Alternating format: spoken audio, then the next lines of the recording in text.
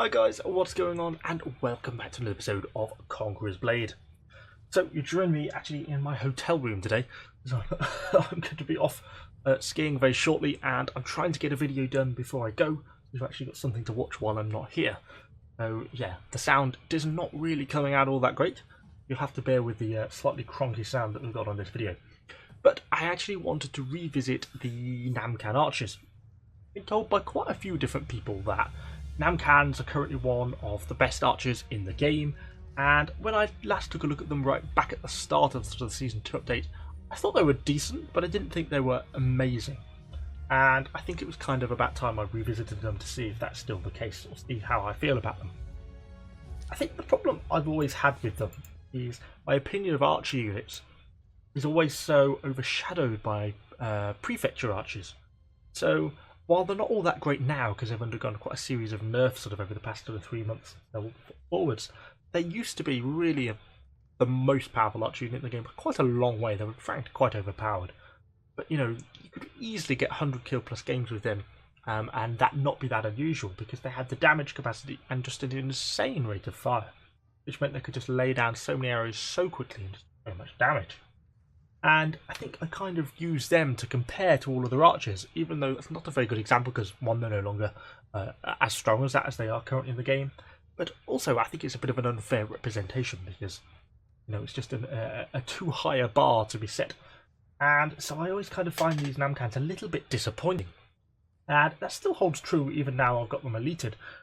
I like them. They are a very good archer unit, and for their tier and for the 175 leadership they cost to bring into a battle, they probably are still one of the best archer units in the game. But they still just need, I don't know, they're just not quite as good as the prefectures used to be for me. I mean, if you're not particularly familiar with the Namkhans, they are a good unit. They get a really nice base piercing, penetration and damage, although it slightly triggers my OCD on 62 and 63 and they can't be made the same. But yeah, they do have a really a nice base attack value, which is nice because it means each hit actually does a good chunk of base damage, particularly in the game now, considering we see so many heavy armor units compared to what we used to. And so much more prevalent that I think having that high base stats actually makes kind of difference. He's actually doing quite a high base attack. On top of that, they get the serrated arrow ability, which basically inflicts bleed damage. So when you hit a unit, there's a percentage chance it will also inflict a bleed, and then that unit will slowly lose health over a period of time. And with the various upgrades, you basically get to stack quite a large amount. You can stack, I think it goes up to basically 7. You can stack 7 bleeds on top of each other, and they can last sort of up to it's like 11-12 seconds. You end up doing like 1,000 damage tick per second for like 10 seconds. So you end up doing a really insane amount of damage if you can get these focused in, and it can be quite an effective way, one, of killing heroes, but also doing damage to higher tier units, because they will take that bleed damage just the same no matter what that armor value actually is. And that kind of really makes it quite nice, and it is quite an effective unit in that sense. So I can fully understand why people like them quite a lot. They are a pretty decent archer unit, and for the tier, they probably are currently the best archer unit you can get. I'm running mine with a full set of doctrines. Put the shooting accuracy one on, obviously just to give them that little bit of an edge, hopefully when they're free shooting, try and land their shots a little bit better. Of course, piercing armor penetration and piercing damage increase, really an essential one for pretty much any archer unit you have in the game at the moment. It's so important. A couple of bit of health increase. They are quite a weak unit. They don't last very long, along with the piercing defense. Try and just bolster them slightly if they receive some fire from enemy archers, or an enemy archer hero fires an explosive bolt at them or something like that, because they do collapse pretty fast in the face of returning fire, as we'll perhaps see in a clip later on. So yeah, all in all, they are a nice unit. I just don't like them that much, but I think that's more down to me than it is actually the unit itself. But anyway, let's actually hop into a clip now, take a bit of a look at what we've got, and see how we get on with them.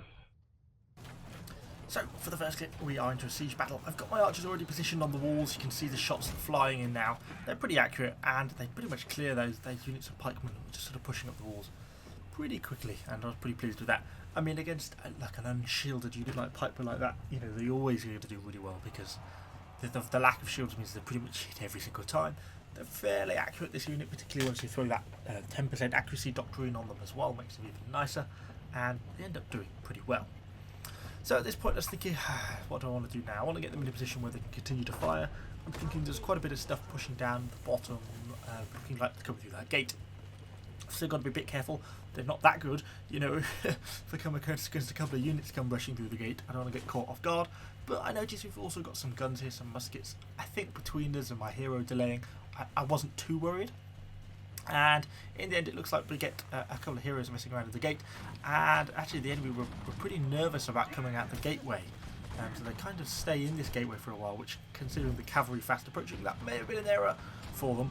Yeah, that was definitely a bit of an error for them, because they're just in a narrow funnel with some cavalry charging down it. And they pretty much get flattened. We fired a few shots at them, but we really didn't do a great deal against them. So I thought, okay, well that's them gone and dealt with then. What are we going to do next? So I start to see there's a fair bit of pressure on the A point. I'm thinking about how maybe I can help there. I mean, this is kind of the moment where we don't really want archers. I'd rather have, you know, prefecture guards or something which I can sort of just rush in with and sort of throw my weight behind to actually help support. They actually self-lock on and start to get some shots from fair distance, which I was quite pleased with. They started to throw a bit of fire in. Obviously, I've got the serrated arrow on, so the way getting that bit of damage, and they start to cook up a few kills against some of the edge of these piperush units. I then use the targeted arrow to go against the enemy archers, and look at this, how devastating. Ready for it? Oh god, there we go, there's half the unit gone. And just wait for the second bit, and there really is, the rest of the unit just diminishes so rapidly. So against light units like that, the Namkhans do have the damage, just absolutely annihilate them. I mean, equally that means that the archers in return of the Namkhans firing back at you will wipe your unit out pretty quickly. So yeah, they're certainly against lighter units, their damage potential is certainly there, particularly with it being a 32-man unit. So it means there's quite a few archers in it, so it makes it quite a strong, high firepower unit anyway. So anyway, we did that. We tried to throw a little bit of support today, but far too late in getting there, and it's hard to really contribute that much in those sort of fairly fast-paced situations with archers, because it's hard to apply the damage. So I'm pulling back to C point, thinking sort of, well, what do I want to do next? You know, where am I really going to throw my weight around here? So I decided initially, while I've got a bit of a gap between the A point falling and the pushing C, I thought, well, let's go back and resupply with ammo, because I'm down to about a third ammo, and I thought it's well worth getting resupplied before we get into any sort of engaged, you know, prolonged fighting or anything like that. So then I'm sort of looking on the map, and the enemy and our team are getting pretty caught up around the supply point down at the bottom. The enemy's actually kind of struggling to capture it and get through it. So I'm thinking, oh well, that's interesting. Maybe that should be where I'll go. If I can sort of get to the edge of that, maybe I can throw a bit of weight behind it, start to throw a few arrows down in and around it. So I start to head down that way. I'm just trying to wait for my Namkhans to catch up. I'm sort of urging them on. Trying to, you can hear me continually pressing C and somehow vain hope that actually makes them go quicker, even though I know full well it won't. So anyway, they're on the way. I'm waiting for them to turn up, and I've got to just go a fair distance. I don't want to get too close because, you know, I would expect us to lose this supply point fight ultimately, and that's kind of what I'm thinking. But they get here, they start to throw down some fire. In situations like this where there's clear enemies in front of us, I tend to just let them free shoot, because I find they tend to be more accurate than if I try and direct them, you know, with the focus fire. So I'm just sort of letting them shoot away. They're getting some hits in, but they're pretty heavily armoured units down there and not doing much. And I noticed behind us a unit of pikemen trying to actually flank round with a hero and get straight onto C point. So I want to get back there to help, because we've not got that much friendly team there. So I throw the archers down next to them, and then I just throw myself in as the hero just to make sure I get on point. Some friendly units turn up to assist, but you'll see, you know, now we're starting to get shots in with our actual own archers as well. We start to get a good few kills here, as it just pretty much annihilates that pike unit. You know, an armour like that at close range with a high damaging archer unit, they are just super powerful in that sort of situation. Unfortunately, my game actually crashes shortly after this one, so that's the end for this clip, but let's go on and have a look at the next one. So hopefully this is a little bit more of an average clip. This is what tends to happen to me in most games.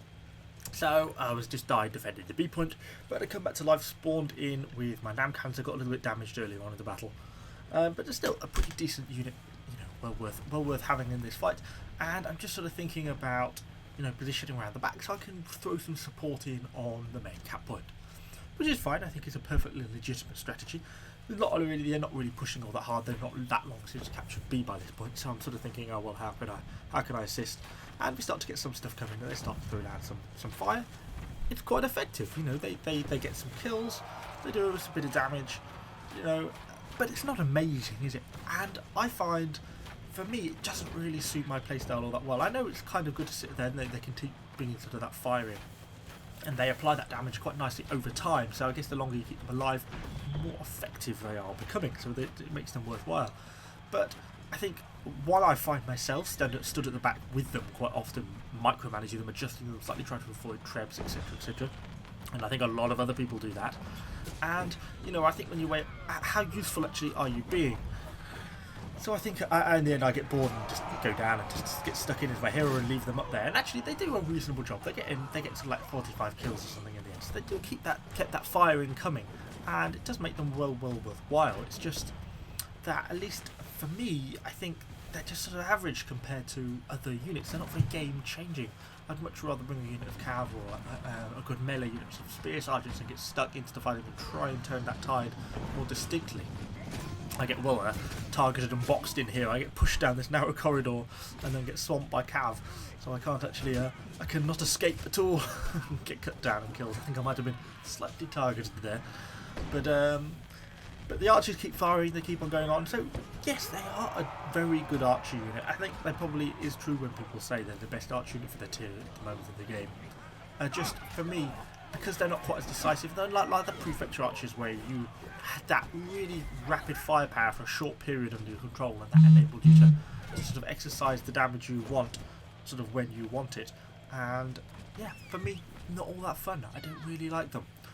So in the end, after I die, I was sort of thinking about what I'm going to spawn in with next. And of course the archers are still firing every now and then. They pop up with a kill, so they're still going.